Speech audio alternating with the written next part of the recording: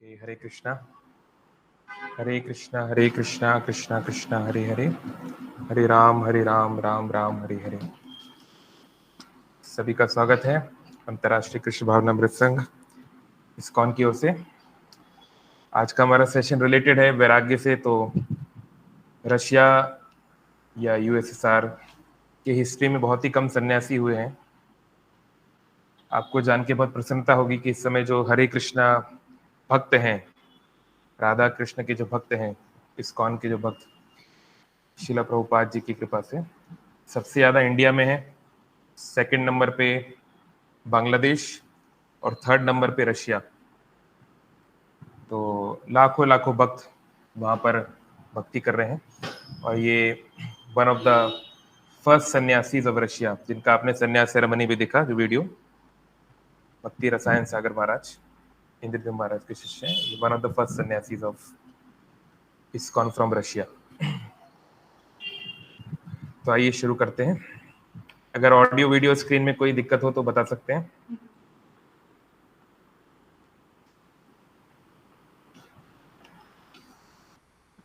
Chat box दिखते रहेंगे, किसी को कोई समस्या है तो चैट बॉक्स में बता सकते हैं या अनम्यूट भी कर सकते हैं टीवी पॉइंट पे।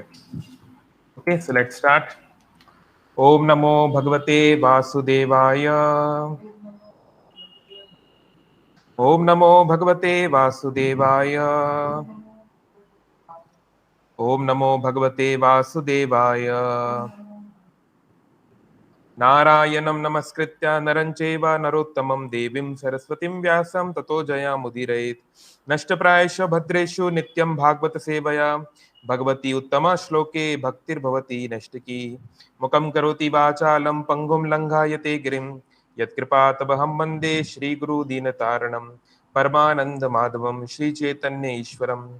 ॐ अज्ञानतिमिरान्धस्य ज्ञानञ्जनशलाकया चक्षुरुन्मिलितं येन तस्मै श्रीगुरवे नमः। नमः ओं विष्णुपादाय कृष्णपृष्ठाय भूतले श्रीमते भक्तिवेदांत स्वामिन इति नामिने। नमस्ते सारस्वती देवे गौरवाणी प्रचारिणे निर्विशेष शून्यवादी पाश्चात्य देशतारिणे। वाञ्छाकल्पतरुभ्यश्च कृपा सिन्धुभैव च पतितनां पावनेभ्यो वैष्णवेभ्यो नमो नमः। जय श्री कृष्ण चैतन्य प्रभु नित्यानंद श्री अद्वैत गदाधर श्रीवासादि गौर भक्त वृंद। हरे कृष्ण कृष्ण कृष्ण हरे हरे, हरे राम राम राम हरे हरे।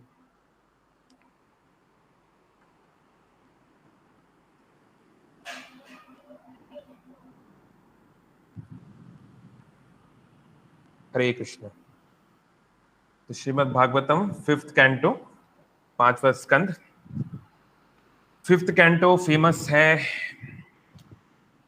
इस कॉस्मोस के लिए। अगर आपको जानना है ये संसार, ये ब्रह्मांड कैसे बना, कैसे गर्भोदक्षाय विष्णु आए, शिरोदक्षाय विष्णु आए, ब्रह्मा जी का जन्म कैसे हुआ इत्यादि, तो फिफ्थ कैंटो ज्ञान का भंडार है ना। लेकिन फिफ्थ कैंटो की शुरुआत होती है परीक्षित महाराज के प्रश्न से, है ना। तो भागवत जो है, भागवत पुराण जो सभी पुराणों का निगम कल्प तरु गलितम फलम, सारे पुराणों में श्रेष्ठ है और जो सत्य को डायरेक्टली बताता है। तो ये सुखदेव गोस्वामी और परीक्षित महाराज, अर्जुन के पुत्र ग्रैंडसन के बीच में कन्वर्सेशन है, प्रश्न उत्तर है। तो परीक्षित महाराज प्रश्न पूछते हैं। राजोवाच प्रियव्रतो भागवत आत्मा रामः कथं मुने ग्रह अर्मत यन्मूलः कर्म बंध पराभवः। तो राजा पूछते हैं, परीक्षित महाराज, अर्जुन के पुत्र हुए अभिमन्यु, उनके पुत्र परीक्षित, जिनके पास मृत्यु आने वाली है, 7 दिन में उनकी मृत्यु है, जिनमें से 3 दिन ऑलरेडी गुजरने वाले हैं और केवल जीने के लिए 4 दिन है। तो वो अपनी आखिरी ख्वाहिश उनकी ये नहीं है कि मैं कहीं और चले जाऊं या कुछ कर लूं। उनकी एक ख्वाहिश है कि वो परम सत्य को जाने, है ना, भक्ति के उन्नत स्तर को जाने। तो वो सुखदेव गोस्वामी से पूछ रहे हैं। पीछे और कई चीजें पूछी, but coming to today's point. हे महान ऋषि, राजा प्रियव्रत जो कि बहुत महान थे, भगवान को जानने वाले, स्वयं को जानने वाले एक महान भक्त थे भगवान के। वो गृहस्थ आश्रम में रहे, शादीशुदा जीवन में रहे, परिवार में रहे। और कई बार ये जो पारिवारिक जीवन होता है, ये कर्म बंधन का कारण बन जाता है, और जिससे व्यक्ति के मनुष्य जीवन का जो लक्ष्य है वो व्यक्ति भूल जाता है। तो सांसारिक जो जीवन है, साधारण जीवन, उसको भागवतम में, अन्य पुराण में बोला गया पा वर्ग, है ना। जैसे हमारे संस्कृत का जो वर्णमाला है, जो अल्फाबेट्स हैं, उसमें अलग अलग वर्ण होते हैं। तो ऐसे होता है पा वर्ण। क्या आता है पा के बाद? पा, फिर फा, फा के बाद हाँ बा, व, है ना, फिर भा, और फिर माँ, है ना। तो पा से है परिश्रम। व्यक्ति जीवन भर बहुत मेहनत करता है, बहुत परिश्रम करता है अपने परिवार को पालने के लिए, खुद को, स्ट्रगल फॉर एग्जिस्टेंस के लिए, है ना। लेकिन इस सब स्ट्रगल में क्या होता है? फेन निकलता है। उसको अपने शरीर, मन, बुद्धि, कभी कभी आत्मा को भी इस स्ट्रगल में झोंकना पड़ता है। कहते हैं साधारण लोग, पापी पेट का सवाल है, बहुत उसमें लगना पड़ता है। तो फेन, फिर वाह। लेकिन बेचारा जब एक समय पर रियलाइज करता है कि इतना कुछ जो मैंने किया ये व्यर्थ ही किया, जिनके लिए किया या जिन लोगों के लिए किया वो साथ नहीं दिए या वो साथ नहीं है। फिर भय, उसको डर लगता है कि जो कुछ मेरे पास है वो चला जाएगा तो क्या होगा, और जब मृत्यु होगी तब क्या होगा, और फिर मृत्यु आ जाती है। तो इसलिए साधारण पारिवारिक जीवन जिसमें कोई आध्यात्मिक विजन नहीं है, उसको जो है एक अंधे कुएं के समान बताया गया है कि व्यक्ति अगर अंधे कुएं में गिर गया और उसको पता नहीं यहाँ से कहां से बाहर निकले, तो उसका विनाश निश्चित है। तो ऐसे ही अगर कोई व्यक्ति, उसका कोई आध्यात्मिक परिप्रेक्ष्य नहीं, कोई स्पिरिचुअल विजन नहीं, तो वो संसार की प्रॉब्लम से कभी बाहर नहीं निकल पाएगा। Life long struggle, life long suffering. तो परीक्षित महाराज बोल रहे हैं कि प्रियव्रत, राजा प्रियव्रत जो इतने बड़े राजा थे, उनको सब ज्ञान हो गया था और वो सब छोड़ के चले गए थे, तो वापस क्यों आए?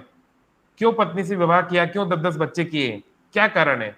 क्या वैवाहिक जीवन में भी भक्ति की जा सकती है? ऐसा पॉसिबल है क्या?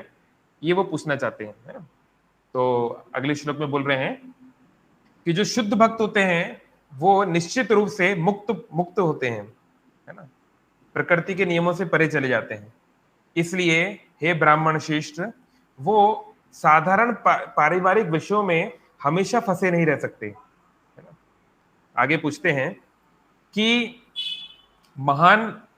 महात्माएं, जो महान आत्माएं हैं, वो पूर्ण पुरुषोत्तम भगवान के चरणों की शरण लेती हैं, और उनकी चेतना जो है वो साधारण पारिवारिक संबंधों के द्वारा फंस नहीं सकती। आगे पूछते हैं, तो हे ब्राह्मण, ये मेरा एक बहुत बड़ा संशय है, माय ग्रेट डाउट, कि प्रियव्रत महाराज जैसे महान व्यक्ति वो कैसे अपनी पत्नी के प्रति, बच्चों के प्रति, अपने घर के प्रति इतने आसक्त हो गए, और ये सब होने के बावजूद कैसे वो कृष्ण भक्ति की पराकाष्ठा को, कृष्ण भक्ति के श्रेष्ठ रस को वो प्राप्त किए? ऐसा कैसे हो सकता है? तो अभी प्रश्न है कि प्रियव्रत है कौन, वो अभी बताया जाएगा। अभी इसी क्वेश्चन से अभी सुखदेव गोस्वामी बताना शुरू करेंगे, है ना। तो ये राजा प्रियव्रत है कौन, ये कहां से आ गए, like what is all that, so let us understand. तो ब्रह्मा जी का जो एक दिन है, जैसे हम लोग जानते हैं कि सत्ययुग होता है, त्रेता युग होता है, द्वापर युग होता है, अभी कलयुग है। कलयुग समाप्त हो जाएगा, 4 लाख साल के बाद दोबारा सत्ययुग शुरू हो जाएगा। इस प्रकार से साइकिल चलती रहती है। ऐसी 1000 साइकिल समाप्त होने पे ब्रह्मा जी का एक दिन समाप्त होता है ना, और इतनी बड़ी उनकी रात होती है। तो ब्रह्मा जी के एक दिन को 14 पार्ट्स में डिवाइड किया गया है, जिसको मनवंतर बोलते हैं। यानी कि उन्होंने अपने एक दिन में 7 राजा बनाए हैं कि इस ब्रह्मांड को चलाने के लिए उन्होंने अपने अपने रिस्पॉन्सिबिलिटीज को डेलीगेट करना पड़ेगा ना, सब कुछ वो थोड़ी ना करेंगे। तो उन्होंने 7 ये 1000 चतुर्युग का जो समय है, इसको 14 अलग अलग लोगों को इसका दायित्व दिया है, जिन्हें मनु बोलते हैं। है ना। और मनु की संतान को बोलते हैं मनुष्य, है ना।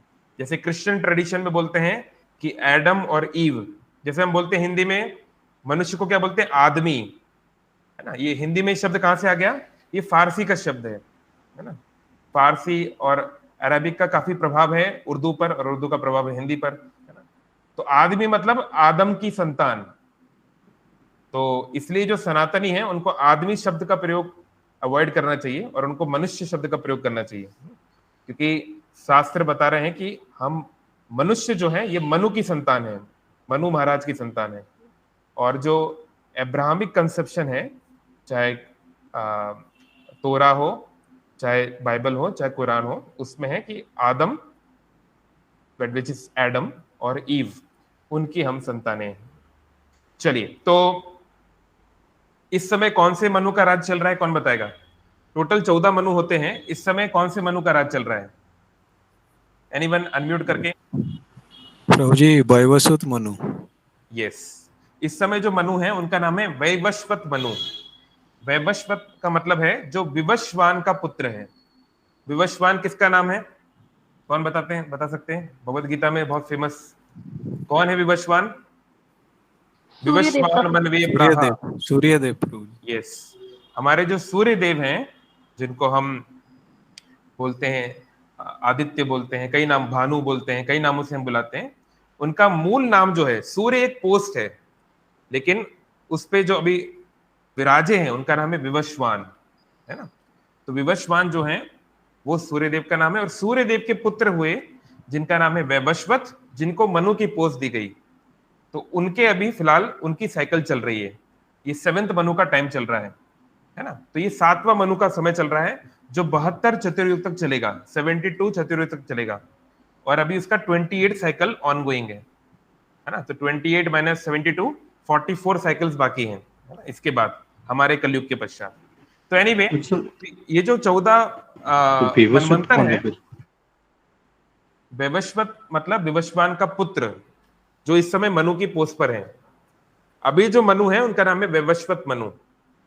जैसे हमारे देश के प्रधानमंत्री कौन है इस समय, मोदी जी, है ना।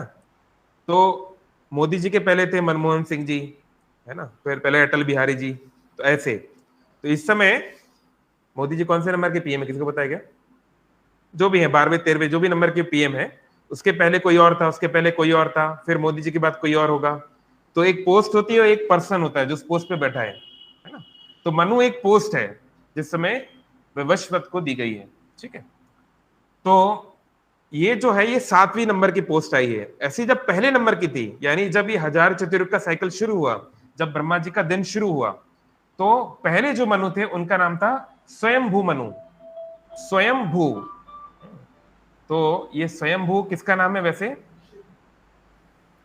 यानी कि प्रभु जी भगवान शिव का नाम। ओके, और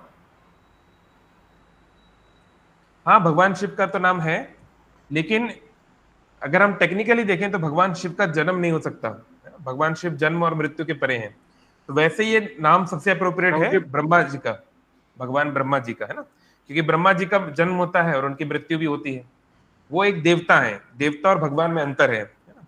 देवता हमारी तरह जीव हैं जो बहुत पुण्यवान हैं, बहुत महान चरित्र के हैं, इसलिए उनको कुछ पोस्ट दी गई है। जैसे मोदी जी भी एक मानव है, मनुष्य हैं, एक साधारण भारतीय हैं, लेकिन क्योंकि उनके अंदर बहुत सारे स्किल्स हैं, लीडरशिप है, विजन है, हार्ड वर्किंग है, इसलिए वो इस समय देश के प्रधानमंत्री हैं, देश का प्रतिनिधित्व कर रहे हैं, लेकिन वो हैं तो मनुष्य ही। तो ऐसे भी ब्रह्मा जी भी एक जीव ही हैं, वो एक माइन्यूट जीव है, उनका कंपैरिजन शिव जी या विष्णु जी से नहीं हो सकता, है ना। सो एनीवे, तो ब्रह्मा जी का एक नाम है स्वयंभू। तो स्वयंभू के पुत्र को भी यहाँ पे कभी कभी स्वयंभू बोला जाता है। तो ये जो पहले मनु थे उनका नाम था स्वयंभू मनु, है ना। तो स्वयंभू मनु के बहुत सारी संतानें हुई, उनमें से 2 फेमस हैं, प्रियव्रत और उत्तानपाद। प्रियव्रत और उत्तानपाद। तो आज की हमारी जो कहानी है ये राजा प्रियव्रत के बारे में है। तो क्योंकि ब्रह्मा जी ने स्वयंभू को जन्म दिया, स्वयंभू मनु राजा बने, उन्होंने अपना राज्य चलाया। तो जब वो वृद्ध हो गए तो उनके 2 पुत्रों में से उन्होंने नेचुरली जो बड़ा बेटा होगा उसको राज्य मिलेगा, तो प्रियव्रत को राजा बनाया। पर प्रियव्रत ने राज्य लेने से इंकार कर दिया। उन्होंने, क्योंकि वो इतने समय तक आध्यात्मिक विषय को जान गए थे, उनके दादाजी स्वयं ब्रह्मा जी हैं, सारा ज्ञान उनको पता है, तो वो समझ गए थे कि इन चक्करों में मैं नहीं पढ़ूंगा। मैं अगर ये राजपाट में पढ़ा, शादी ब्याह में पढ़ा, फैमिली में पढ़ा, तो जीवन का जो लक्ष्य है कि अपने आत्मा ज्ञान को जानना, भगवान को जानना और उनको समर्पित होना, ये मुश्किल हो जाएगा। तो इसलिए प्रियव्रत ने मना कर दिया कि मैं राजा नहीं बनूंगा, छोटे भाई को बना दिया जाए। तो उनके जो छोटे भाई थे, जिनका नाम था उत्तानपाद। उत्तानपाद के कौन फेमस पुत्र हैं, बहुत फेमस, जिनका हम लोग बहुत कुछ सुनते रहते हैं बीच बीच में। ये सब जो है सूर्य परंपरा चल रही है, मतलब जो क्षत्रियों में दो परंपरा होती है, चंद्रवंश, सूर्यवंश, तो ये सूर्य परंपरा चल रही है। कौन है फेमस? ध्रुव। यस, ध्रुव। हम लोग जानते हैं ना, ध्रुव तारा, पोल स्टार। ध्रुव की कथा सुनते हैं ना, बालक ध्रुव था जो कैसे महान भक्त बन गया, प्रहलाद महाराज बन गया। तो ध्रुव महाराज जो है उत्तानपाद के पुत्र थे, यानी प्रियव्रत महाराज के जो छोटे भाई हैं उनके पुत्र थे, इस प्रकार से। तो एनीवेज, तो राजा प्रियव्रत जो है वो तो छोड़ के चले गए, लेकिन फिर क्या हुआ, उत्तानपाद की मृत्यु हो गई, उनके छोटे भाई की मृत्यु हो गई एक समय के पश्चात। तो उस समय दोबारा ये समस्या आ गई कि राजा कौन बनेगा। तो स्वयंभू मनु, ब्रह्मा जी के पुत्र, प्रियव्रत के पिता, वो गए गंधमादन पर्वत पर, जहां पर प्रियव्रत तपस्या कर रहे थे। अभी हम लोगों के लिए भक्ति करना बहुत आसान है, जा रहे देखो तारे कहो कृष्ण उपदेश, है ना, जहां पर भी है कृष्ण की बात करो, कृष्ण का नाम लो, कृष्ण के बारे में दूसरे को बताओ, कितना सिंपल है भक्ति। पर सतयुग में बहुत मुश्किल था। कृते यद ध्यायते विष्णुम, कृत्य युग में, सतयुग में भक्ति करने के लिए आपको सब घर संसार छोड़ के जंगल में जाकर ध्यान करना पड़ता था, जैसे किया ध्रुव महाराज ने। ध्रुव महाराज ने 6 महीने में भगवान को प्राप्त कर लिया, केवल 6 महीने में। पर कितनी सिवियर तपस्या की, पहले 2 महीने केवल पानी पिया और सूखे हुए पत्ते खाए। 5 साल का बालक है ये, 5 साल का बच्चा। फिर अगले 2 महीने पत्ते खाना बंद कर दिया, केवल पानी पिया। फिर उसके 1 महीने केवल सांस ली, पानी पीना भी बंद कर दिया, और आखिरी 1 महीना सांस लेना भी बंद कर दिया। तो इतना कष्ट सहा, तब जाके भगवान के उनको इतने तुरंत दर्शन हुए। तो ध्रुव महाराज जो है, कितना कष्ट है, तो बहुत मुश्किल है। तो इसी प्रकार से प्रियव्रत महाराज जो है, एक पर्वत है जिसका नाम है गंधमादन, जहाँ पे बहुत सारे एक्टिविटी होती रहती है, वहां पर उन्होंने वो तपस्या कर रहे थे। तो वापिस स्वयंभू मनु जाते हैं और उनको कन्विंस करते हैं कि प्रियव्रत, तुम्हारे छोटे भाई उत्तानपाद की मृत्यु हो गई है, आप दोबारा आ जाइए और हमारे राज्य को संभालिए। तो प्रियव्रत नहीं जाना चाहते, है ना, उनका उसमें इंटरेस्ट नहीं है। तो तब जो है नारद मुनि, उनके गुरु आते हैं, और ब्रह्मा जी आते हैं और उनको सही रेनंसिएशन क्या है, असल वैराग्य, असल त्याग क्या है, ये समझाएंगे। तो उसी को हम लोग चर्चा करने वाले हैं। Okay, so I hope you understood the context. तो सुखदेव गोस्वामी कह रहे हैं परीक्षित महाराज को कि आपने जो प्रश्न पूछा है बिल्कुल सही है। जो महात्मा होते हैं, जो शुद्ध भक्त होते हैं, वो सांसारिक विषयों से परे रहते हैं, क्योंकि उनका मन भगवान के चरण कमलों में लगा रहता है। तो आगे क्या हुआ अभी बताएंगे वो। सुखदेव गोस्वामी ने बताया कि ये जो राजकुमार थे प्रियव्रत, ये भगवान के महान भक्त थे, और इनका बहुत सौभाग्य रहा कि इनको गुरु के रूप में नारद मुनि मिल गए, है ना। गुरु कृष्ण प्रसादे पाए भक्ति लता बीज। संसार में भगवान के दर्शन करना दुर्लभ नहीं है। अभी रथ यात्रा हुई, इस बार लोग कह रहे हैं 40 लाख लोग आए। एक व्यक्ति ने इस तरीके से बात बोला है, अभी ऑफिशियल तो नहीं, पर मिनिमम 25 लाख क्रॉस किया। तो इतने लाखों लोग आए, बहुत लोग कुंभ मेला में जाते हैं, पर उनको सेम लेवल का बेनिफिट नहीं होगा। बेनिफिट होगा बट सेम लेवल का नहीं। जैसे बहुत लोग स्कूल जाते हैं, कॉलेज जाते हैं, पर सबको सेम लेवल का नॉलेज नहीं मिलता, है ना। तो जिनकी सदगुरु के प्रति, एक भगवान के शुद्ध भक्त के प्रति शरणागति हो गई, उसको उन्होंने अपना प्राणे अर्थे दिया वाचा, मन वचन और कर्म से उनके प्रति वो शरणागत हो गए, वो आसानी से भगवान को प्राप्त कर सकता है। इसलिए भगवान बोलते हैं वेदेषु दुर्लभ अदुर्लभ आत्म भक्तो, वेद पाठ करके, जप करके, तीर्थ जाके मुझे प्राप्त नहीं किया जा सकता आसानी से, जितना आसानी से मेरे भक्त के द्वारा मेरे भक्त को प्रसन्न करके प्राप्त किया जा सकता है। तो उनकी बहुत खुशकिस्मती थी, सौभाग्य था कि प्रियव्रत महाराज को नारद मुनि साक्षात उनको गुरु मिल गए। अब इससे अच्छे गुरु और क्या मिलेंगे। तो नारद मुनि की कृपा से उनको आध्यात्मिक ज्ञान मिला, वो आध्यात्मिक विषयों पर चर्चा करने लगे और उनका मन इधर उधर भटकना बंद कर दिया। तो जिस समय प्रियव्रत महाराज के पिता यानी स्वयंभू मनु, राजा मनु, जब उन्होंने उनको कहा कि आप इस दुनिया के राजा बनिए, मैं अब बूढ़ा हो गया हूं, तो प्रियव्रत महाराज ने उनको समझाया कि वो शास्त्रों से ये समझ गए हैं कि जीवन का लक्ष्य भक्ति करके भगवान की सेवा में लगना है। इसलिए लेकिन पिता की आज्ञा भी नहीं टाली जा सकती डायरेक्टली, है ना। तो लेकिन उनका उसमें बहुत ज्यादा मन नहीं था उस आज्ञा को पालन करने के लिए। तो इसलिए उनके मन में ये आ रहा था कि क्या वो ये जिम्मेदारी निभा सकते हैं, क्या वो संसार के राजा रहते हुए भी भक्ति को अच्छी तरह कर सकते हैं। उनके मन में ये विषय आ रहा था। तो बड़ी उनको चिंता थी कि चलो अब तो भाई चला गया, जो हुआ सो हुआ, लेकिन अब मैं क्या ऐसा करूं या किसी और को बनाना चाहिए, लाइक दैट। तो उस समय इस ब्रह्मांड के पहले जीव, तो ब्रह्मा जी का नाम है स्वयंभू। स्वयंभू का भू मतलब होता है पैदा होना या मैनिफेस्ट होना, स्वयं मतलब खुद से। तो हर व्यक्ति के कोई ना कोई माता पिता हैं, वो कहीं ना कहीं से आया है, पर ब्रह्मा जी किसी से नहीं आए। लेकिन दूसरी ओर भागवतम बताती है कि ब्रह्मा जी गर्भोदक्षाय विष्णु के नाभि से जो कमल निकला उससे आए हैं, तो यानी वो तो विष्णु जी के पुत्र हुए।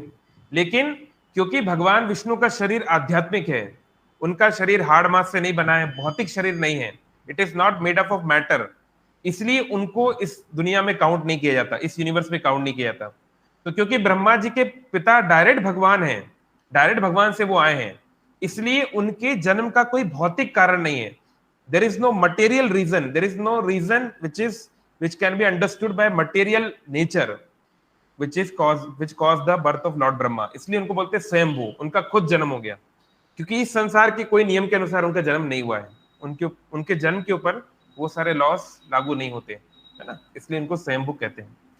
तो ब्रह्मा जी जो है वो स्वयं अपने लोक को छोड़कर प्रियव्रत महाराज के पास में आए। कौन सा लोक है ब्रह्मा जी का, कौन बताएंगे? क्या नाम है ब्रह्मा जी के लोक का? ब्रह्मा जी के बारे में लोग क्वेश्चन पूछ रहे हैं, बाद में हम बताएंगे। सत्यलोक, यस, ब्रह्मा जी के लोक को बोलते हैं सत्यलोक या ब्रह्मलोक, है ना। ब्रह्मलोक ब्रह्मा जी के प्लैनेट, जिस प्लैनेट पे वो रहते हैं, जो इस यूनिवर्स का हाईएस्ट प्लैनेट है, उसका नाम है। तो इस प्रकार से ब्रह्मा जी जो है अपने यान में, जो उनका दिव्य यान है, उसमें वो आ रहे थे। रास्ते में बहुत सारे महान महान ऋषि वगैरह उनको मिले, ठीक है, इस प्रकार से। तो इस प्रकार से वो गंधमादन पर्वत पर पहुंचे और प्रियव्रत राजकुमार प्रियव्रत के पास वहां पर वो पहुंचे। तो ब्रह्मा जी वहां पर हैं। कौन कौन है वहां पर? प्रियव्रत महाराज खुद हैं, उनके पिता स्वयंभू मनु वहां पर हैं, जो उनसे रिक्वेस्ट करने के लिए आए हैं, और नारद मुनि भी वहां पर आ गए हैं, है ना, यानी उनके प्रियव्रत के गुरु। और अब साक्षात ब्रह्मा जी भी यहाँ पर पधार रहे हैं। तो ब्रह्मा जी बोलते हैं कि जो नारद के पिता भी हैं, है ना, कि हाँ, जब सबने देखा कि ब्रह्मा जी आए हैं तो सब खड़े होकर उनको सम्मान करने लगे। सबने हाथ जोड़ के जो है ब्रह्मा जी की स्तुति की, उनको वेलकम किया, जो स्वास्थ्य वचन है वो बोले। तो सुखदेव गोस्वामी बता रहे हैं कि जब ब्रह्मा जी सत्यलोक से भूलोक पर आए और तो सभी प्रकार के तत्वों के द्वारा, आर्टिकल्स के द्वारा उनकी वर्शिप हुई, है ना। तो उस समय ब्रह्मा जी ने बड़े कंपैशन के साथ, कृपा दृष्टि के साथ प्रियव्रत की ओर देखा और ये वचन कहे। क्या वचन कहे? तो श्री भगवान उवाचा, है ना। तो कई बार भगवान विष्णु या भगवान कृष्ण के अलावा जो अन्य ऐसे महापुरुष हैं जो भगवान के तुल्य हैं या भगवान के कोई शक्ति प्राप्त है, उनके लिए भी भगवान वचन शब्द लगता है। जैसे यहाँ भगवान ब्रह्मा जी के लिए भगवान शब्द लगा है ना, तो ऐसे अन्य बहुत लोगों के लिए, नारद मुनि के लिए भगवान शब्द लगा है शास्त्रों में कई जगहों पे, वेद व्यास जी के लिए लगा है, पृथु महाराज के लिए लगा है, इस प्रकार से, है ना। तो ब्रह्मा जी ने क्या वचन कहे? ब्रह्मा जी ने कहा कि मेरे प्रिय प्रियव्रत, मेरी बात ध्यान से सुनो। भगवान के प्रति आप जलन मत हो, है ना, जो कि इस सांसारिक बुद्धि से, सांसारिक प्रयोगों से परे हैं।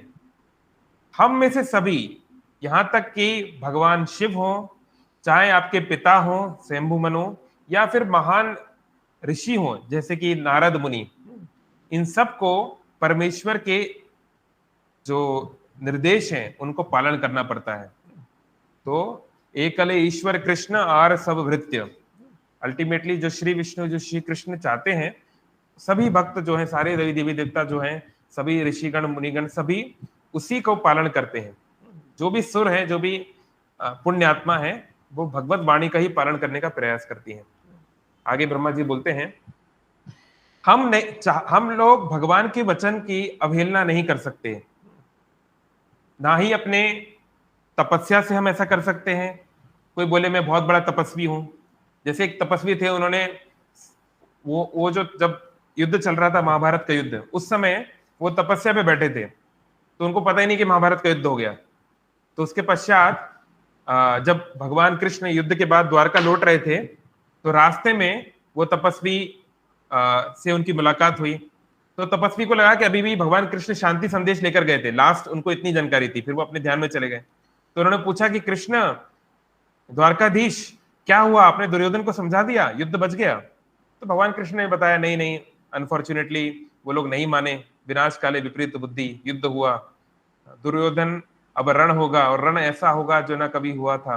तो बहुत महान युद्ध हुआ, और इसी तरीके से सारे कौरव मारे गए, ऐसा ऐसा हुआ।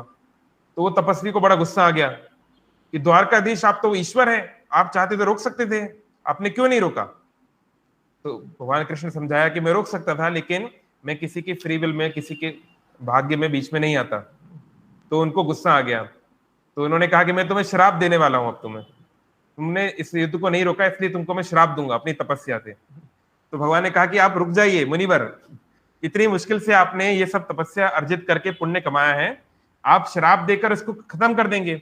और श्राप, किसी का श्राप मुझे, मेरे ऊपर नहीं लगता, मैं श्राप से ऊपर हूं। कई बार लोग सोचते हैं कि भगवान को गांधारी ने श्राप दे दिया कि 36 साल के बाद तुम्हारा द्वारका नगरी में बाढ़ आएगी और सब कुछ खत्म हो जाएगा। भगवान श्राप और पुण्य पाप इस सबसे ऊपर है।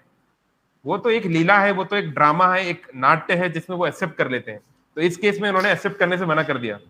अगर आप श्राप दोगे तो भी मैं एक्सेप्ट नहीं करूंगा, मेरे पर लागू नहीं होगा, इसलिए अपनी पुण्य को मत खो और ऐसा मत करो। क्या नाम था उस मुनि का? पतंग, पतंग, समथिंग लाइक दैट। एनीवे, तो इसी तरीके से कोई बहुत ज्ञानी हो, किसी के पास अष्ट सिद्धियां हो, किसी के पास बहुत शारीरिक क्षमता हो, कोई बहुत बुद्धिमान हो, इन सब से। हरे कृष्ण। यस प्रभु जी, वो मतंग ऋषि थे शायद। Okay, thank you. I think, but anyway मैं कंफर्म कर लूंगा, क्योंकि मतंग तो रामायण में भी आते हैं, जो सबरी मुनि के गुरु थे। आई थिंक ये वो तो नहीं हो सकते, कुछ और थे। सो एनीवे, इन सब चीजों से हम भगवान की ऑर्डर को, भगवान की इच्छा को के विरुद्ध नहीं जा सकते, ये पॉसिबल नहीं है। तो ब्रह्मा जी जो हैं ये बताना चाह रहे हैं कि खुद मेरे लिए ब्रह्मा से लेकर एक चींटी तक हर किसी को भगवान की इच्छा का पालन करना पड़ता है। तो यानी ब्रह्मा जी एक प्रेफरेंस सेट कर रहे हैं कि क्या है। तो मेरे प्रियव्रत, पूर्ण पुरुषोत्तम भगवान की इच्छा से सभी जीव जो हैं उनको अलग अलग प्रकार के शरीर मिलते हैं, अलग अलग प्रकार की गतिविधियों में पड़ते हैं, है ना, भ्रम में पड़ते हैं, पश्चाताप में पड़ते हैं, भविष्य के डर से वो डरते हैं, खुशी मिलती है, दुख मिलती है, यानी जो कुछ भी है भगवान की आज्ञा से होता है ना। तो मेरे प्रिय बालक, हम सब लोग वैदिक नियमों के द्वारा बंधे हुए हैं, हम लोग वर्णाश्रम की विधि के द्वारा बंधे हुए हैं, और ये सब विधियां बहुत वैज्ञानिक तरीके से इनको बनाया गया है। इसलिए हमको वर्णाश्रम धर्म के अनुसार अपनी अपनी जो हमारी ड्यूटीज हैं उनको पूरा करना चाहिए। जैसे कि कोई बैल, जिसको कोई जैसे बैलगाड़ी अगर आपने देखी हो, तो जैसे वो चालक, ड्राइवर जैसे चलाता है, बैल को वैसा ही मुड़ना पड़ता है। तो यानी कहने का मतलब, भगवान का जो प्लान है, हमारा प्लान अपनी जगह, भगवान का प्लान मास्टर प्लान, तो होगा वही जो भगवान का प्लान है ना। तो उनके प्लान के अकॉर्डिंग मुड़ जाना अच्छा है। तो इस प्रकार से वो उनको समझा रहे हैं कि किस प्रकार से ईश्वर की इच्छा से ही सब कुछ होता है, और अभी आपको क्या करना चाहिए वो बताएंगे थोड़ा कुछ समय में। यस, तो उन्हीं बातों को और डिटेल में समझा रहे हैं कि कैसे प्रकृति के तीनों गुण इस तरीके से काम करते हैं। यस, और वो कह रहे हैं कि अगर कोई व्यक्ति भक्ति की शक्ति से अपने मन और इंद्रियों पे कंट्रोल करना सीख जाए, जो हमारी 6 पत्नियों के समान है। हर व्यक्ति की 6 पत्नियां हैं, है ना, हर व्यक्ति की, चाहे वो ब्रह्मचारी हो, चाहे सन्यासी हो, चाहे वो खुद एक स्त्री क्यों ना हो उसकी 6 पत्नियां हैं। वो है उसका मन और उसकी 5 इंद्रियां। इन सबकी डिमांड्स हैं, इन सबके एक रोल है लाइफ में, और इनको आप नेग्लेक्ट नहीं कर सकते, है ना। तो ये जैसे हम एक सांसारिक जीवन में पति पत्नी रहते हैं, इसी प्रकार से हमारा मन जो है और हमारी इंद्रियां, ये हमको यानी आत्मा, हमारा एग्जिस्टेंस उसके साथ बंधा हुआ है इस समय, उसको हम नेग्लेक्ट नहीं कर सकते। तो जो व्यक्ति भक्ति में स्टैब्लिश्ड है, उसके लिए इस जैसे वो इस पारिवारिक जीवन को जी पा रहा है, वैसे ही दूसरा पारिवारिक जीवन उसके लिए असंभव नहीं है। समझ रहे हैं वो क्या बोल रहे हैं? जैसे कोई डिवोटी है, कोई भक्त है, मान लीजिए वो ब्रह्मचारी है या सन्यासी है ना, तो उसकी तो कोई शादी नहीं हुई, कोई परिवार नहीं, फिर भी उसका मन और इंद्रियां उसके लिए परिवार की तरह है, क्योंकि वो उससे डिमांड कर रहा है ना। तो जैसे वो उनके ऊपर कंट्रोल करता है और अपने भक्ति में आगे बढ़ता रहता है, ऐसे ही व्यक्ति एक पारिवारिक सिस्टम में रहते हुए भी भक्ति में आगे बढ़ सकता है। ये उदाहरण ब्रह्मा जी दे रहे हैं। फिर आगे बोल रहे हैं कि गृहस्थ आश्रम के फायदे क्या हैं, क्योंकि बता रहे हैं शास्त्र कि कलयुग में संन्यास आश्रम को बहुत मना किया गया है, नहीं लेना चाहिए, ये रिकमेंडेड नहीं है। 5 चीजें जैसे कलयुग में रिकमेंडेड नहीं है, अश्वमेध यज्ञ, है ना, और क्या क्या है, like there are few more, भाई, अगर भाई की मृत्यु हो जाए तो उसकी पत्नी के साथ विवाह, ये सब कुछ अलाउड नहीं है कलयुग में। और भी 2-4 पॉइंट्स और थे जस्ट कैन, तो उसमें से ये है संन्यास, है ना। तो संन्यास is not recommended in Kalyuga. क्यों? क्योंकि ये काफी कठिन है। तो बोल रहे हैं ब्रह्मा जी कि गृहस्थ बनने के फायदे क्या है ना। तो जो लोग गृहस्थ आश्रम में जाना चाहते हैं, पारिवारिक जीवन, तो ब्रह्मा जी आपको एक अच्छा हिंट दे रहे हैं। बोल रहे हैं कि जैसे एक मजबूत किला होता है और किले की दीवारों के द्वारा, किले की सुरक्षा के द्वारा व्यक्ति शांति से अपना जीवन जी सकता है, अपने दुश्मनों से वो बच सकता है, भले ही कितने शक्तिशाली क्यों ना हो।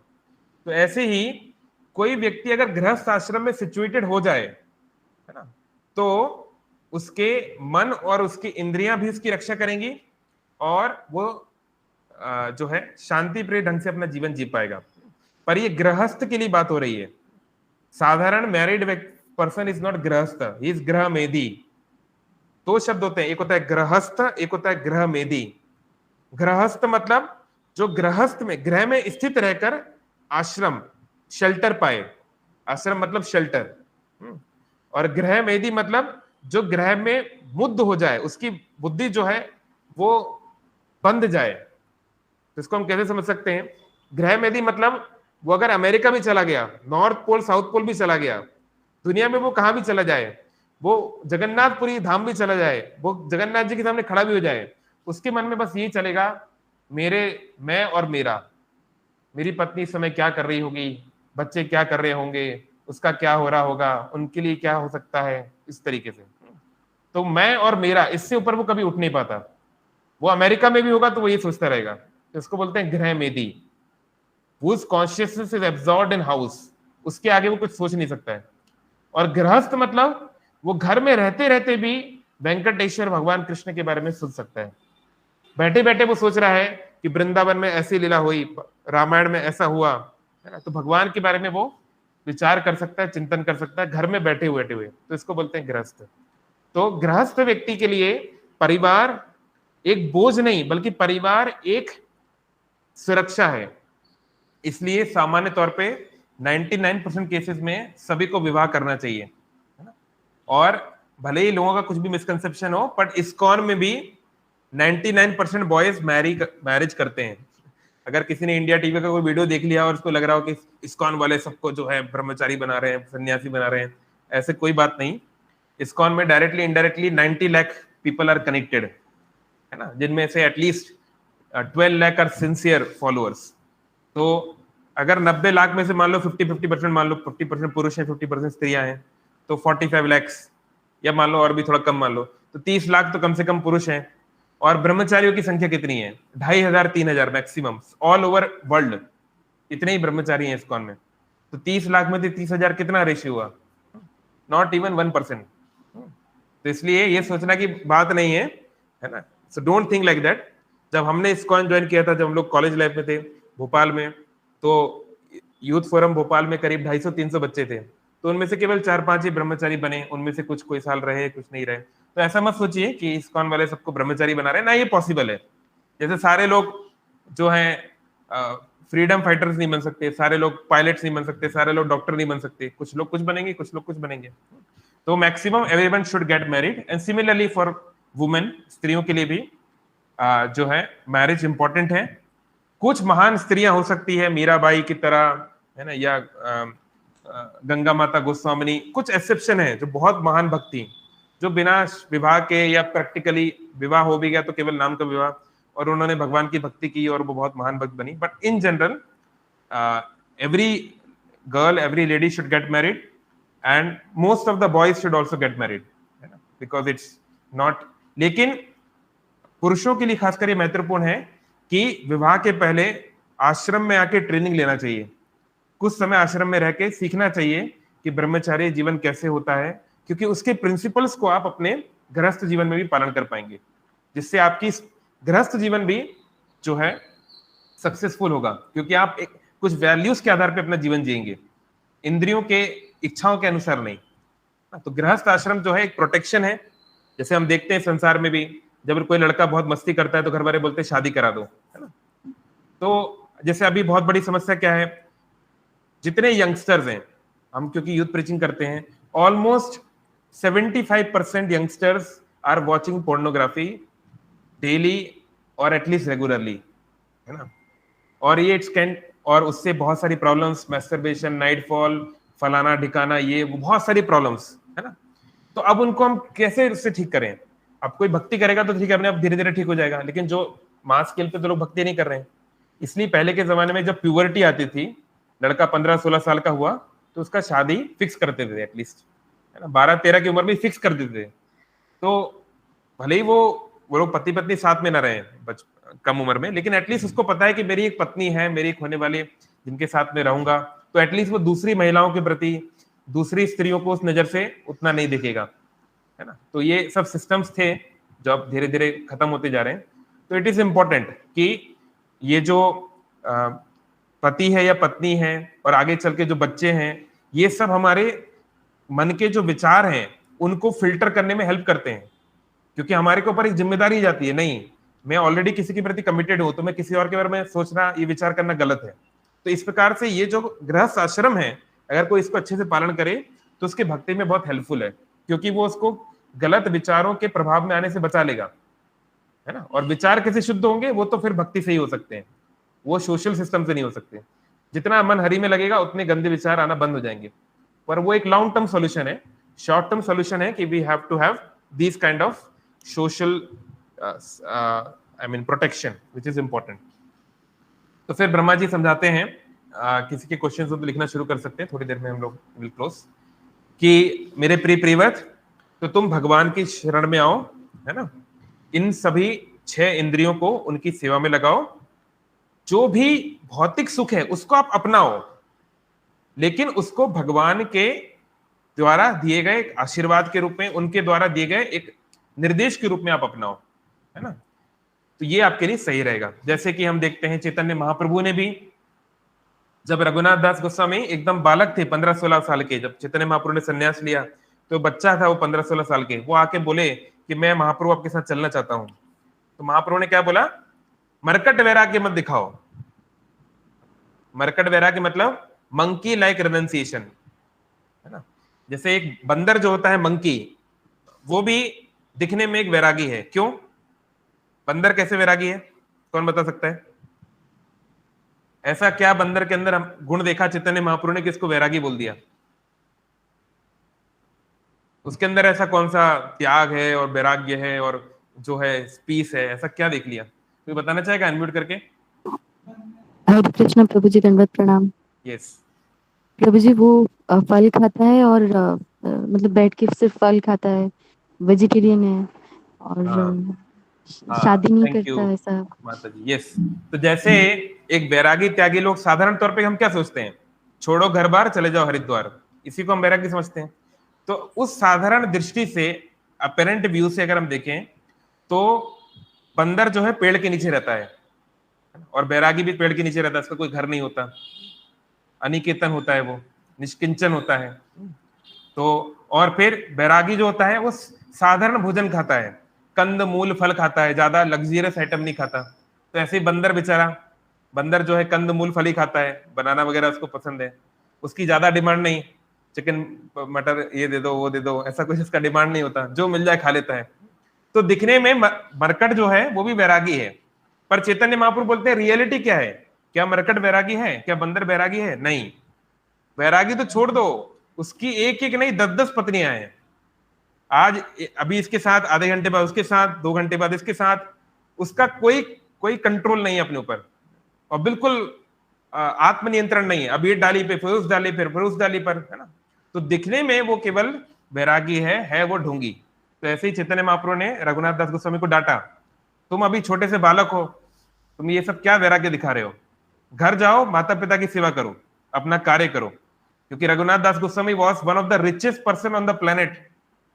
रघुनाथ दास गोस्वामी के जो पिताजी थे गोवर्धन मजुमदार और चाचा जी हिरण्य मजुमदार, उन लोगों की सालाना आय थी 20 लाख सोने के सिक्के, 2 मिलियन गोल्ड कॉइन्स। ये उनकी मतलब एनुअल इनकम थी। लाइक यू कैन इमेजिन, सोने का सिक्का तो आजकल होता किसी के पास नहीं। तो अगर किसी के पास आ गया गलती से, है ना, 100 ग्राम का सोने का सिक्का multiplied by 20 million, so you can understand he was one of the richest person on the planet. तो चैतन्य महाप्रभु ने कहा कि तुम अपना कार्य करो, लेकिन कैसे कार्य करो? चैतन्य महाप्रभु ने उदाहरण दिया कि जैसे एक वधू होती है, एक स्त्री है जिसका अभी अभी विवाह हुआ है, कुछ दिन पहले उसका विवाह हुआ, तो वो ससुराल में है, लेकिन उसका प्रेमी कोई और है, वो किसी और को प्यार करती है, प्यार किसी और से, शादी किसी और से, है ना, ऐसी सिचुएशन है बेचारी की, जो भी है। तो अभी वो अपने प्रेमी से मिलना चाहती है, रात के समय जाती है वो प्रेमी से मिलना। तो उसे क्या करना चाहिए? उसको अपने घर के सारे काम बहुत अच्छी तरह करना चाहिए, जो भी इसके कार्य हैं, बर्तन मांजना, कुकिंग करना, जो भी, इतने अच्छे से करो कि सासू माँ को कोई शक ना हो, है ना।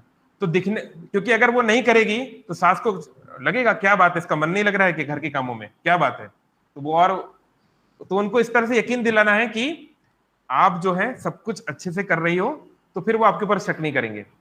तो जैसे चैतन्य महाप्रभु ने उदाहरण दिया कि एक स्त्री जो एक लंपट किसी और व्यक्ति, किसी और लवर को प्रेम करती है, पैरामोर को, तो वो घर के सारे काम बहुत अच्छी तरह करती है, तो लग रहा है दिखने में कि घर के काम अच्छी तरह कर रही है, सब कुछ सज रही है, संवर रही है, कुकिंग कर रही है, बिल्कुल नॉर्मल हाउस होल्ड वाइफ की तरह वो है। लेकिन मन ही मन क्या हो रहा है? मन ही मन अपने हमेशा प्रियतम को याद कर रही है, मेरा प्रियतम ऐसा कर रहा होगा, हाँ वो अभी ऐसा करता है, वो दिखने में ऐसा है, वो ऐसा गाता है, ऐसा शायरी करता है, हम लोग यहाँ मिलेंगे, ऐसे घूमने जाएंगे। नहीं, तो ऐसी चैतन्य महाप्रभु ने कहा तुम जाओ और सांसारिक रूप से जो तुम्हारा कार्य है वो करो। तुम एक बिजनेसमैन हो, बिजनेसमैन के पुत्र हो, जो तुम्हारी ड्यूटी से करो, सुबह उठो, ऑफिस जाओ, कुकिंग करो, बच्चे को खिलाओ, जो जो कार्य करते जाओ, जो तुम्हारी रिस्पॉन्सिबिलिटी है, लेकिन अंदर ही अंदर चिंतन करो कृष्ण का, जो तुम्हारा प्रीतम है, कि कृष्ण ऐसा करते हैं, वैसा करते हैं, यशोदा माँ ऐसी हैं, राधा रानी ऐसी हैं, कब मैं उनका भजन करूंगा, कब उनके साथ में रहूंगा।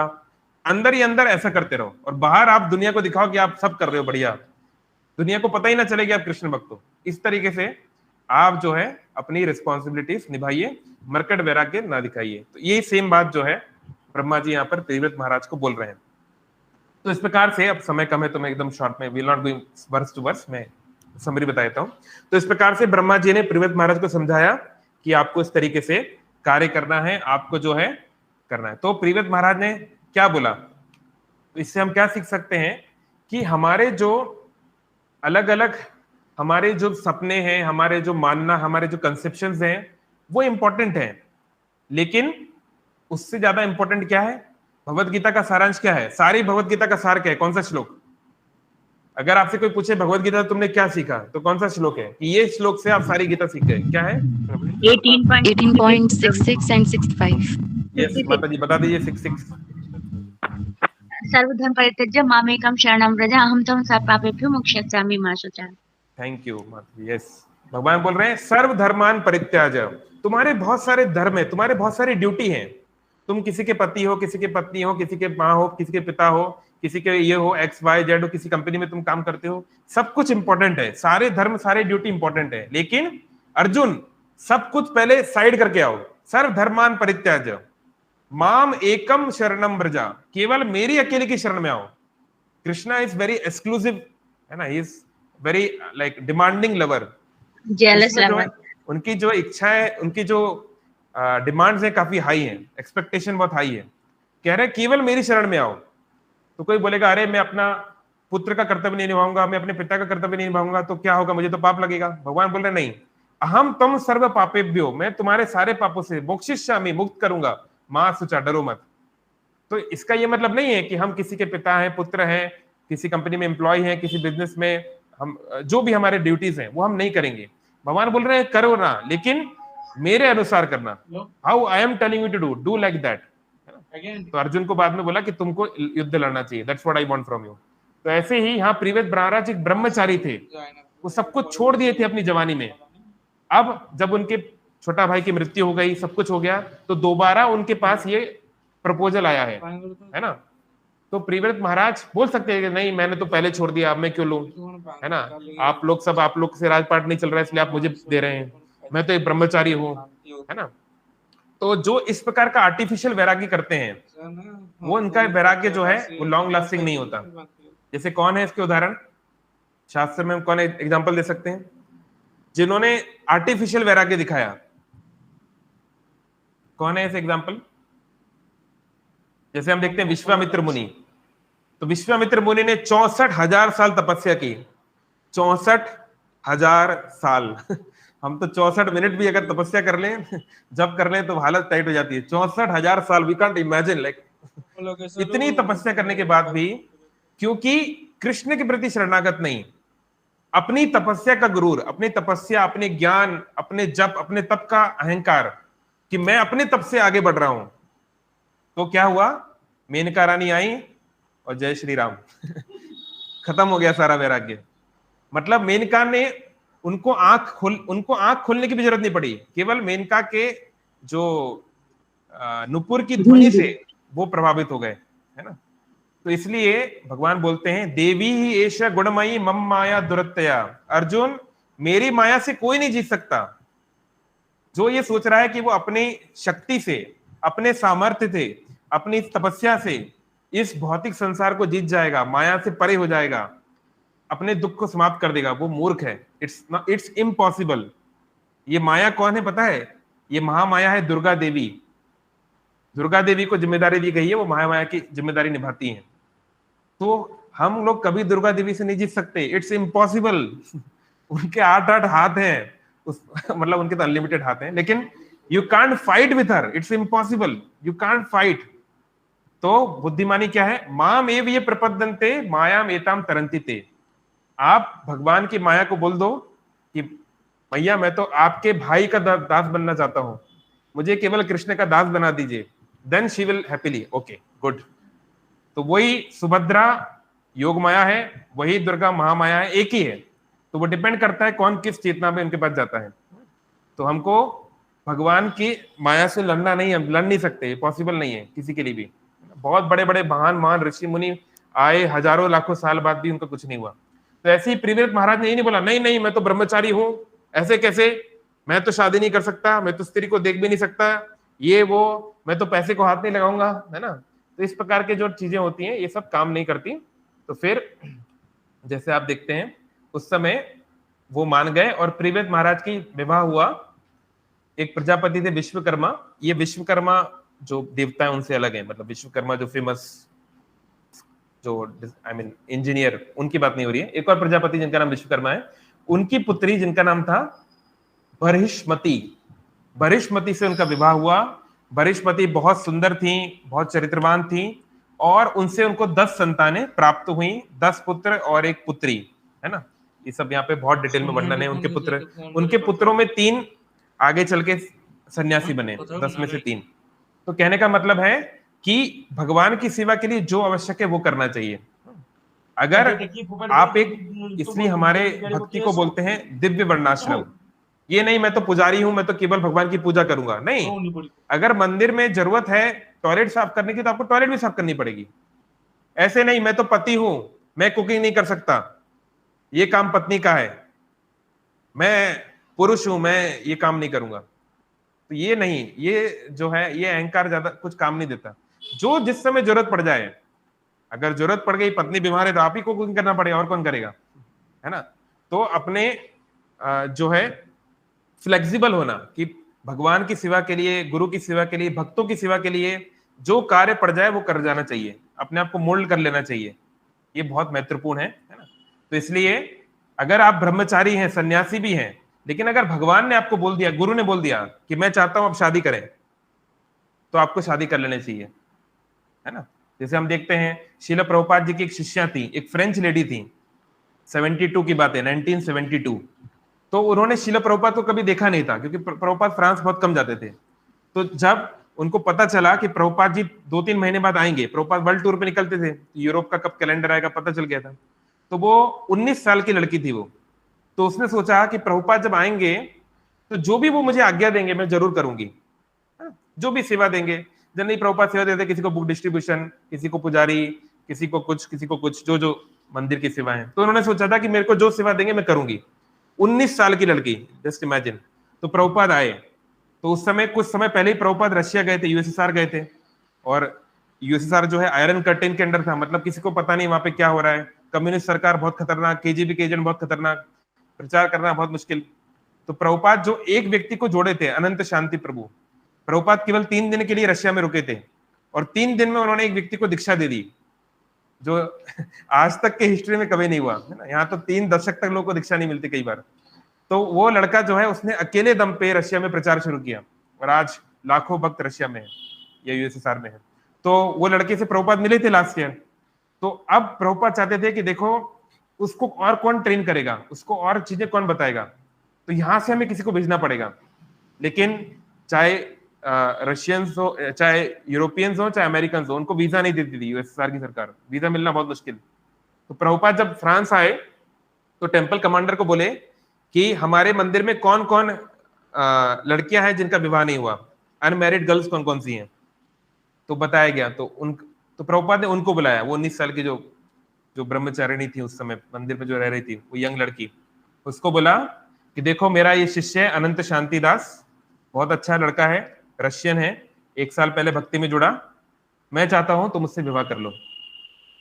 अब आप सोचिए, आप एक फ्रेंच लड़की हो, वो लड़का रशियन है, आपको रशिया के बारे में कुछ नहीं पता, बल्कि रशिया सारी दुनिया में बदनाम है, आपको पता नहीं दिखने में कैसा है, मतलब अच्छा है कि बुरा है, उसका चरित्र कैसा है, अच्छा है कि बुरा है, कुछ नहीं पता।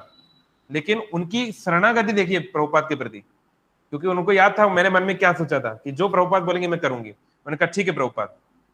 तो सोचो वो गई, जो है उन्होंने कुछ डॉक्यूमेंट्स वगैरह इधर उधर किए, डॉक्यूमेंट्स के थ्रू लिखवाया कि हाँ ये मुझसे विवाह करने के लिए आ रही है इस प्रकार से, तो उनको अलाउ किया गया। फिर वो गई और उन्होंने जो है उनके पति अनंत शांति प्रभु को सिखाया बहुत सारी चीजें, क्योंकि वो तो केवल 3 दिन तक प्रभुपाद के साथ थे, ज्यादा कुछ तो उनको पता नहीं था। तो ये शरणागति का लेवल होता है। आई मीन तो इसी तरीके से हम देख सकते हैं प्रियव्रत महाराज, कितना शरणागति कि एक ब्रह्मचारी थे, सन्यासी थे, लेकिन ब्रह्मा जी के कहने पर ना केवल विवाह किया, 10 बच्चे हुए, और फिर कई साल तक।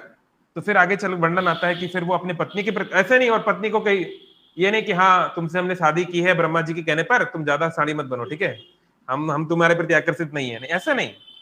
उनको पूरा जो पत्नी का जो प्रेम था पूरा दिया, चाहे शारीरिक रूप से, चाहे आध्यात्मिक रूप से, चाहे इमोशनली, सब प्रकार से उनको सपोर्ट किया।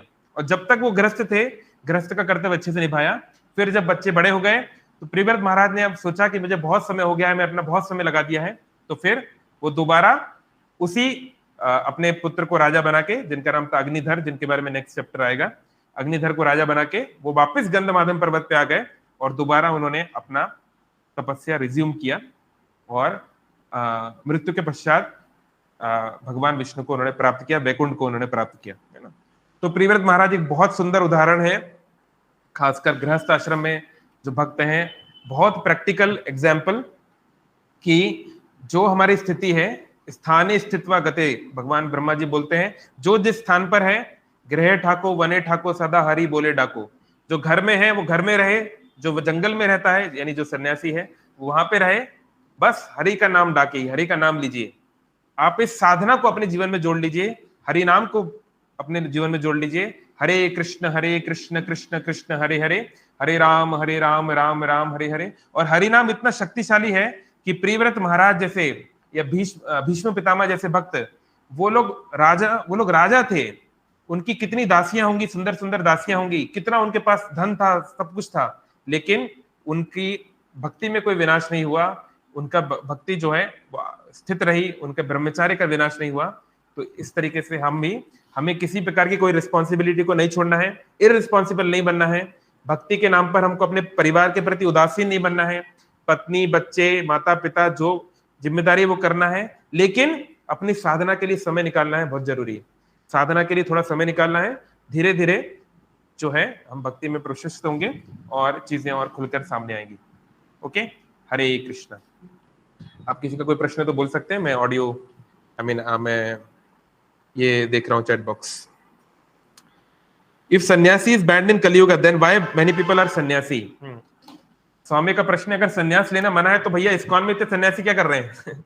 आप खुद क्यों ब्रह्मचारी बन गए? तो देखिए, सन्यास का अर्थ होता है न्यास, समाप्त, यानी जो व्यक्ति भौतिक जीवन को समाप्त करके, यानी इस संसार में वो देख रहा है दुनिया में कुछ नहीं है, घर बार सब कुछ फालतू चीज है, इस सबसे निकलो, मोक्ष की प्राप्ति करो, ब्रह्म की प्राप्ति करो, इसको बोलते सन्यास। To get rid of material suffering, to get of material life. तो इसको रिकमेंड नहीं किया गया कलयुग में, है ना, मतलब इट इज नॉट रिकमेंडेड। लेकिन जो वैष्णव, जो भगवान के भक्त जो सन्यास लेते हैं, इसको बोलते हैं त्रिदंडी सन्यास। त्रिदंडी सन्यास मतलब क्या है? वो संसार को छोड़ नहीं रहे हैं, वो 3 दंड जो कि है बीएमडब्ल्यू कार है ना, बॉडी माइंड एंड वर्ड्स, काया मनसः वाचः, इन तीनों को पूरी तरीके से भगवान की शरण में लगा रहे हैं। ये उनका जो है विचार है कि दे आर अपने मन वचन कर्म को केवल भगवान की सेवा में वो लगा रहे हैं, है ना। तो इसलिए अगर कोई व्यक्ति ये सोच रहा है कि वो अपने सन्यास के बल से भगवान को प्राप्त कर लेगा, तो वो बेवकूफ है, मतलब it's not going to work. लेकिन कोई व्यक्ति अपने पास जो कुछ भी है, मानस देहो गेहो जो किछु मोर, जो भी उनके पास है, वो अगर भगवान की सेवा में लगा रहा है, चाहे मन हो, वचन हो, कर्म हो, घर हो, जो कुछ भी हो, तो वो सक्सेसफुल जरूर हो सकता है। तो इसलिए जो वैष्णव जो सन्यास लेते हैं, वो उसका केवल यही मतलब है कि हम अपने पास जो कुछ है वो भौतिक काम के लिए नहीं लगाएंगे, भौतिक जीवन समाप्त, लेकिन भगवान की सेवा में लगाते रहेंगे, है ना। तो it is like dynamic in nature, यानी कि आपको ऐसा नहीं कि आप कभी जो है घर वालों से नहीं मिल सकते, या फिर आप जो है किसी के चेहरे को नहीं देख सकते, या आप पैसा नहीं पकड़ सकते। ये जो नेति वाले नियम है, ये सब अब कलयुग में प्रभावी नहीं होगा। आपको हर चीज को भगवान की सेवा में लगाना पड़ेगा। आप धन को कैसे भगवान की सेवा में लगा सकते हैं, आप अलग अलग लोगों को भगवान की सेवा में कैसे लगा सकते हैं, ये आपको सीखना पड़ेगा। ओके, और किसी का कोई प्रश्न? नहीं तो यहाँ आकांक्षा मासी का है कि 1 डे ऑफ ब्रह्मा, इसको मैं एक्सप्लेन करता हूँ। मीराबाई मैरिज की थी कि नहीं? हाँ, मीराबाई की मैरिज तो हुई थी ना। आपने मीराबाई का स्टोरी नहीं सुना क्या? तो मीराबाई की शादी हुई थी एक राणा, जैसे आप जानते होंगे महाराणा प्रताप, बहुत फेमस किंग है ना। तो महाराणा, राणा शब्द का अर्थ होता है जो भगवान शिव के प्रतिनिधि के रूप में राज्य कर रहा है ना। तो ये जो राज्य थे इनमें भगवान शिव को, वो क्योंकि वहां पे वो they were like worshippers of lord Shiva, तो उनको राजा माना जाता है, और उनके प्रतिनिधि के रूप में जो राज्य कर रहा है उसको राणा बोलते थे। तो जब प्रताप राजा बने, राणा बने, तो उन्होंने इतने महान कार्य किए, हम लोग जानते हैं अकबर के साथ हल्दी घाटी का युद्ध इत्यादि आप सब जानते होंगे, इसलिए उनको बोला जाता है Maharana, the greatest of Rana's. तो ऐसे एक राणा थे आगे चल के, जिनका यानी उनके पहले, महाराणा प्रताप के पहले एक राणा थे, उनसे विवाह हुआ था मीराबाई का। बट विवाह तो केवल नाम का था, क्योंकि वो तो बचपन में ही कृष्ण को अपना पति मान ली थी, तो उनका स्तर बहुत ऊंचा है। उन्होंने जहर भी पी लिया था, है ना, हम और आप वो नहीं कर सकते। कोई बोल सकता है मैं भी मीराबाई की तरह हूँ मैं भी मीराबाई की तरह रहूंगी, तो मीराबाई ने तो जहर भी पी लिया था, हम लोग पी सकते हैं क्या? तो we are not Mirabai, we are not on that level. तो we can simply we have to, हाँ पीने के लिए दिया था तो उन्होंने पी लिया, लेकिन हमको कोई देगा तो हम पियेंगे क्या? हम बोलेंगे हम बोले नहीं, उनको पता था ये जहर है, उनको पता था ये जहर है, तब भी उन्होंने पी लिया, ये तो बात है। पता नहीं होता तो फिर क्या बड़ी बात है, वो तो फिर अलग बात है। उनको पता था इसमें विष है, राणा ने विष दिया, मानो अमृत दिया, उन्होंने अमृत पहन के पकड़ के स्वीकार कर लिया कि अगर कृष्ण के लिए मुझे मरना भी पड़े तो ठीक है। तो इसलिए मीराबाई हमारे सिलेबस से भी बहुत ऊपर है। हम लोग let's talk about things which we can do, it's not हम लोग प्रियव्रत महाराज को फॉलो कर सकते हैं, है ना, जैसे उन्होंने साधना की, जैसे उन्होंने रहे, है ना। जो शुद्ध भक्त वैष्णव होते हैं, जैसे कि नित्य सिद्ध जैसे Mirabai, we can't imitate them, नहीं तो हमारा मुश्किल हो जाएगा जीवन में। Okay, any other question? मैं एक दिन ब्रह्मा जी का तो एक्सप्लेन करने वाला हूँ, और कुछ तो यहाँ पे नहीं है। किसी का कोई कमेंट? जी माता जी प्रणाम। हरे कृष्णा, बहुत धन्यवाद प्रणाम। हमेशा की तरह बहुत बहुत अच्छी क्लास प्रभु जी, बहुत कुछ सीखने को मिला। प्रभु जी प्रश्न है कि जैसे अभी आपने बताया ना कि दुर्गा माँ हैं जो माया का रूप रख के आती हैं, और मतलब माया वही है, तो प्रभु जी माया की आवश्यकता, वो माया नहीं है, नहीं। Okay, let me just clarify this. जी, माँ मतलब नॉट, नहीं, या मतलब वह, तो माया मतलब जो नहीं है। हाँ, माया मतलब इल्यूजन। जैसे मैं सोच रहा हूँ कि मैं भारत का प्रधानमंत्री हूँ, मेरा ये विचार माया है, क्योंकि ये सत्य नहीं है ना। तो किसी के लिए धन माया हो सकता है, कोई सोच रहा है धन कमा के मैं आनंद में हो जाऊंगा, है ना। किसी के लिए पति या पत्नी माया हो सकती है कि इस आप मेरे जिंदगी में आ जाए तो लाइफ बन जाए, थिंग्स लाइक दैट। तो ये सब माया का रूप हो सकते हैं, मतलब इल्यूजन हो सकता है। लेकिन ये जो माया का जो डिपार्टमेंट है, इसकी जो अध्यक्षा है वो है महामाया या दुर्गा देवी। जैसे कि इंद्रदेव बारिश के देवता है, इसका ये मतलब नहीं कि जो बादल है और पानी है वो इंद्र है, नहीं। आई मीन वो सबको कंट्रोल करते हैं। तो माया तो संसार में बहुत, कोई भी चीज इल्यूजन हो सकती है, जैसे कि तो प्रभु जी नहीं, सब कुछ मोह माया नहीं है सौम्य, नॉट एवरीथिंग इज मोह माया। भगवान कृष्ण का रूप माया नहीं, और मोह और माया अलग अलग चीजें होती हैं, लाइक मोह अलग है, माया अलग है, not they are not club together. Yes माता जी, क्या बोल रहे थे आप? तो प्रभु जी माया की आवश्यकता ही क्यों पड़ी प्रभु जी? ओके, माया की आवश्यकता क्यों पड़ी? तो आप तो माता जी एक गवर्नमेंट ऑफिसर हैं एमपी गवर्नमेंट में, तो जैसे हम कोई शहर बनाते हैं, जैसे भुवनेश्वर शहर बनाया गया, बाद में इसको राजधानी बनाया गया उड़ीसा की, पहले कटक थी। तो भुवनेश्वर को जब डेवलप किया गया तो यहीं पर एक जेल है, क्या नाम है, झारपड़ा, क्या नाम है इसका, झारपड़ा ना। यहाँ पर पैरेलली एक जेल बनाई गई जिसका नाम है झारपड़ा जेल। ओके, तो प्रश्न ये है, जो टाउन कमिश्नर्स जो थे, जो डिजाइनर्स थे, उन्होंने जब शहर बना रहे थे कि ये सेक्टर होगा, यहाँ पे ये होगा, ये सब होगा, तो उन्होंने जेल क्यों निर्माण की? क्योंकि वो जानते हैं कि जरूर कोई ना कोई हीरो लोग होंगे जो लोग भारत के कॉन्स्टिट्यूशन को नहीं मानेंगे, सरकार की बात नहीं मानेंगे, तो उनके लिए एक व्यवस्था करनी पड़ेगी। तो ऐसे ही कृष्णा भूलिया जीव भोग वांछा करे, निकटस्थ माया तार झपटिया धरे। भगवान का आध्यात्मिक संसार जहां पर फ्रीडम है, जैसे हम लोग सिविल लाइफ में हमारे पास फ्रीडम है, पर जो लोग जेल में रहते हैं उनके पास फ्रीडम नहीं है। वो सोचे आज मैं पुरी चले जाऊं, कल मैं हरिद्वार चले जाऊं, वो नहीं जा सकता, उसको जेल के अंदर ही रहना पड़ेगा, उसकी फ्रीडम रिस्ट्रिक्टेड है। ऐसे ही भौतिक संसार में हम लोग रिस्ट्रिक्टेड है। मैं सोचूं मैं 200 साल तक जीऊंगा, ऐसा हो सकता है क्या? नहीं। मैं कुछ भी सोचूं जरूरी नहीं वो हो। लेकिन जो आध्यात्मिक लोग, जो लोग हैं जिनको मुक्त पुरुष बोलते हैं, जैसे नारद मुनि का मन हुआ शिव जी का दर्शन करते हैं, वो कैलाश पहुंच गए। उनका मन हुआ गंगा जी में स्नान करते हैं, वहां पहुंच गए। उनका मन हुआ वैकुंठ जाना है, वैकुंठ पहुंच गए। तो उनके लिए फ्रीडम है। क्यों? क्योंकि वो कृष्ण को भूले नहीं, वो कृष्ण के अनुसार जीते हैं, वो कृष्ण के जो धर्म है, धर्मं तो साक्षात भगवत प्रणीतम, जो कृष्ण का जो लॉ है उसको फॉलो करते हैं, इसलिए उनको फ्रीडम दिया गया है। हम सभी लोग इस संसार में इसलिए हैं, इस दुखालय में इसलिए हैं, इस मटेरियल वर्ल्ड में इसलिए हैं क्योंकि हम कृष्ण की बात नहीं मानना चाहते थे। जैसे कि प्रिजन हाउस में वो लोग होते हैं जो भारत का संविधान नहीं मानते, तो जो धर्म का पालन नहीं करते, they have to come to this world. तो वो एक अलग विषय है, कभी हम उस पर चर्चा करेंगे। But we are in a restricted situation, हम लोग बद्ध जीव हैं, हम लोग मुक्त पुरुष नहीं है। ओके, तो माया जो है वो कोई चीज, जैसे लोग बोलते हैं क्या धन माया है, जरूरी नहीं।